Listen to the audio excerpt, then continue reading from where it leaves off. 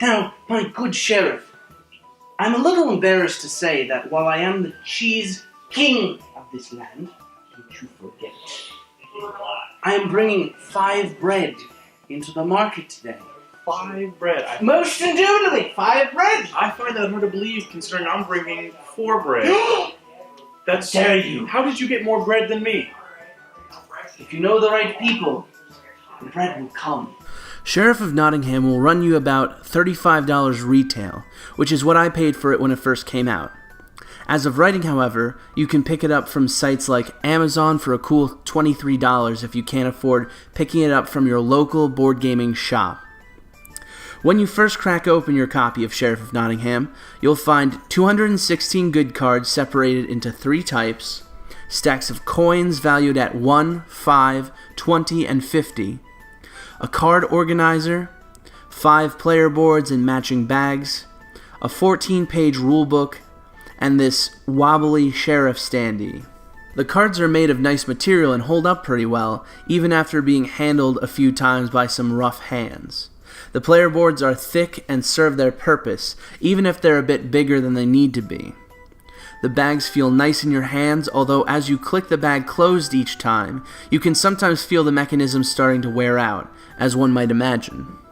As I mentioned, the sheriff standee doesn't sit particularly well, especially considering how, when you pick it up, the bottom piece will fall out easily, so passing it around the table feels like more of a chore than it needs to. The coin tokens are nice if a little chunky, but the values chosen seem somewhat odd and frustrating, as there are very few scenarios in which someone will actually use the 50 valued coins other than the endgame scoring, especially considering how often players will need to make change for one another. The rulebook explains the game well enough, but some of the explanations can feel long-winded for a game that isn't overly complex. Then again, I struggle to use rulebooks and tend to better understand a game by playing it, so that just may be my experience with it. The chart on the back is a nice addition, allowing players to see how many of each card is available in each play count.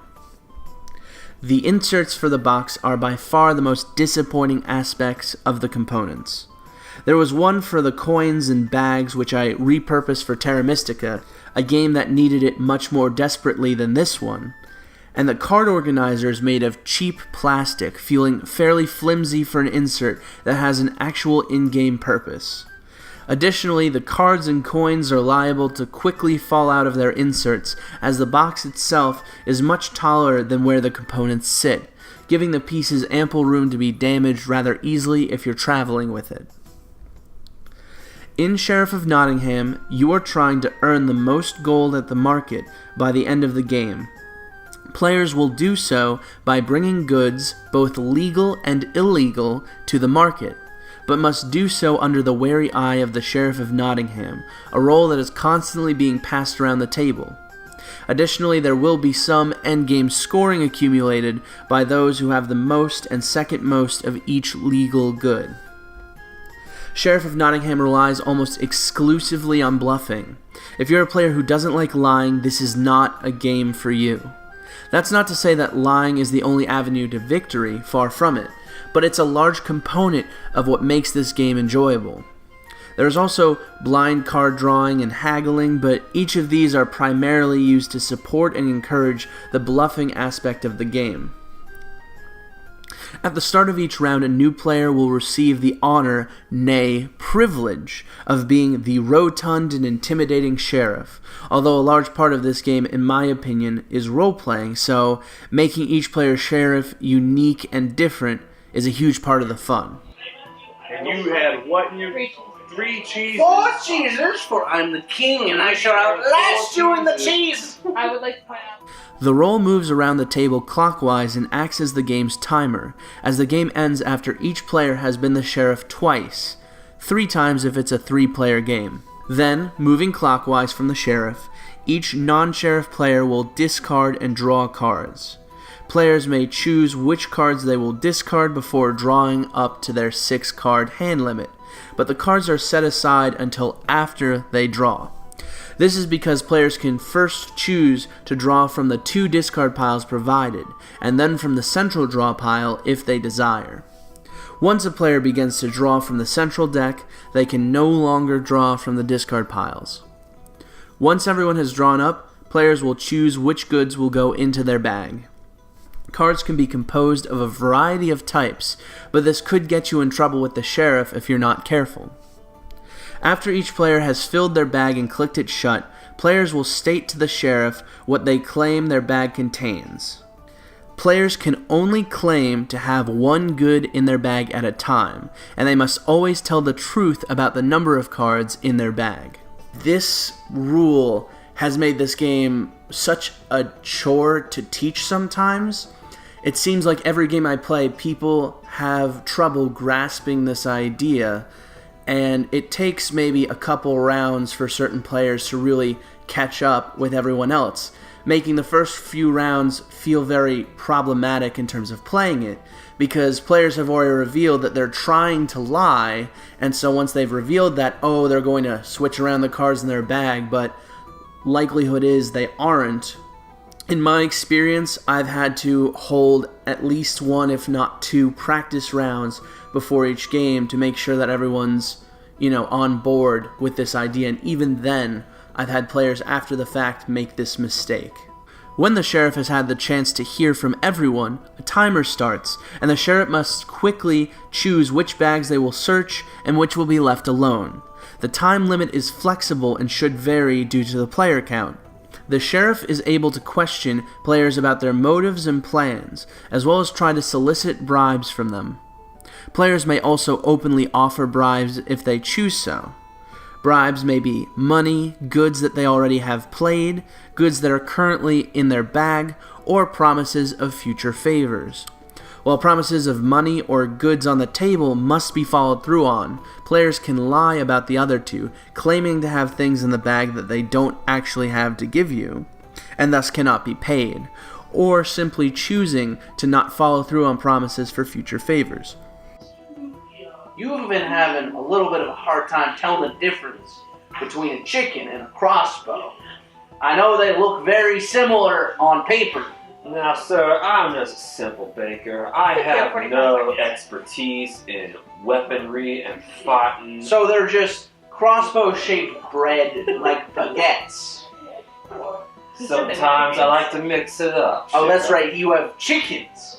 Yeah. There's a trick question. So, in fact, you have chickens shaped like bread and shaped like crossbows. No good. Very fishy statement if you do say so yourself. I'm a feeling I'm going to have to check that back. You have an offer for me? You got 10 seconds. You the rest of my cover. I'm going to check your bag. As for you, what's going to be? Am I going to check it or are you going to bribe me? You can check my bag. Alright, it's going to be a hoot tilt round.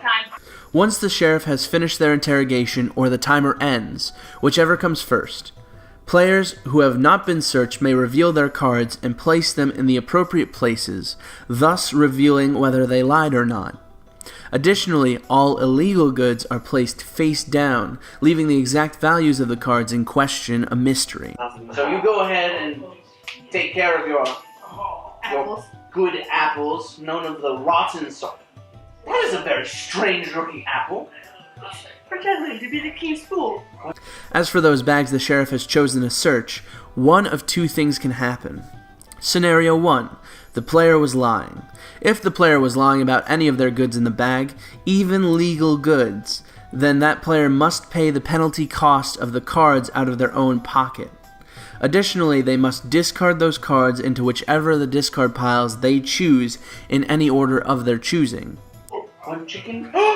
What is this? Since when do chickens come with pepper on them already and soaked in mead? Why, good sir? Pay me the 12 gold you owe me. You're scaring the cat. And also, you get to discard the cards however you see fit over the course of the 2 piles. They do, however, keep those cards that they did claim was in their bag. Scenario 2. The player was telling the truth. In this case, the sheriff is forced to pay the penalty for each of the cards, and the player keeps all of the cards from their bag.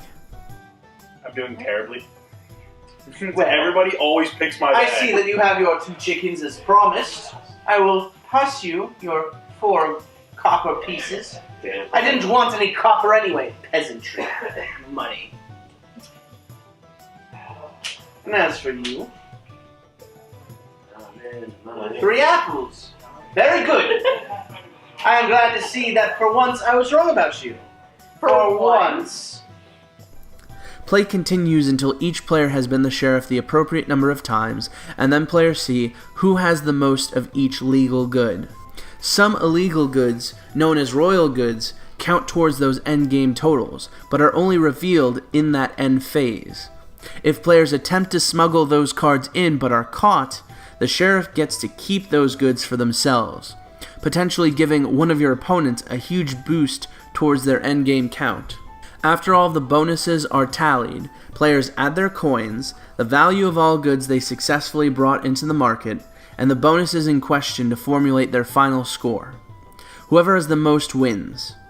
A match will likely last around 45 minutes to an hour, depending on the number of players or how long a sheriff will take to decide which bags to search. While there are no expansions currently out or planned for this game, there are some promo cards that can be added to the card count with some interesting effects. The game claims that it can be played with 3 to 5 players, but the 3-player game is definitely on the weak end of things. There just isn't enough player interaction for it to be a wholly exciting or interesting game. And while 4 players is fine, this game shines most at the 5-player count, which can feel a little limiting. Sheriff of Nottingham almost entirely relies on the people around the table for you to have a positive experience with the game, a huge disadvantage for Sheriff of Nottingham as a whole, in my opinion.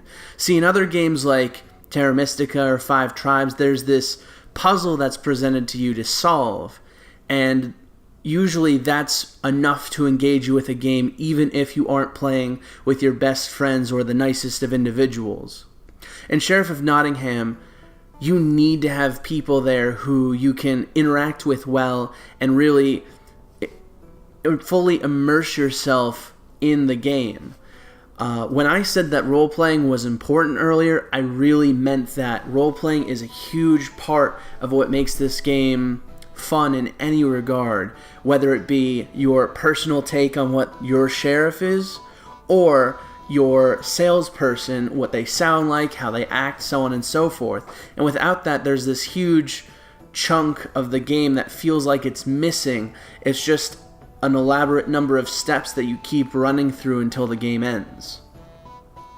Now, another thing is that some players just can't bluff, or they refuse to bluff. I have this one friend who innately tells the truth all the time, and you know, while you can still play this game without lying, it's a much less fun game doing so. Oddly enough, however, that is perhaps one of the best strategies a player can employ during the game. What I've found is that legal goods often feel very broken a lot of the time. So my strategy when playing the game, more often than not, is discard all legal goods in my hand, usually discard all but one type of legal good, draw as much of that as I can out of the discard pile, and then draw blindly. And usually, a majority of the time, you'll have at least 3 of a legal good in your hand, if not 4 or even 5.